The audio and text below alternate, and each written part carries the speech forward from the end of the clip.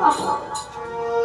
তোমরা বলতে পারো ওমা নিজে আপনি আজীবন ধর্ম জীবের শেখায়, আপনি রাজ চলিলে জীব শেখানো না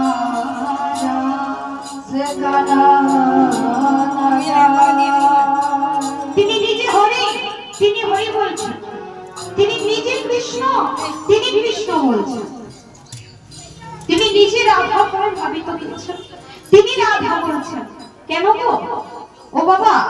এর কারণটাই হলো আমাদের মনে কলিহত জীবকে বলানোর জন্য। যেমন ধরুন না, মা যখন সন্তানকে জন্ম দেয়, মায়েরাই ভালোভাবে বুঝতে পারে।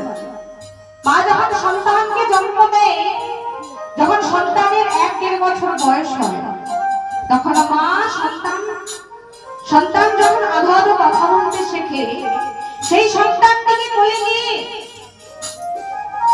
ঠাকুমার দিকে হাতটা বাড়িয়ে দিয়ে বলে, বল এটাকে, এটা হলো ঠাকুমা, বল ঠাকুমা, এটাকে দাদু, এটাকে মামা, এটাকে বাবা, বল বাবা। মা স্বামীকে বাবা বলছে কেন? যদি ছেলে বলে। আমাদের এই কলিহত জীবকে বলানোর জন্য তিনি নিজে হরি, তিনি হরি বলছেন, তিনি নিজে কৃষ্ণ, তিনি কৃষ্ণ বলছেন।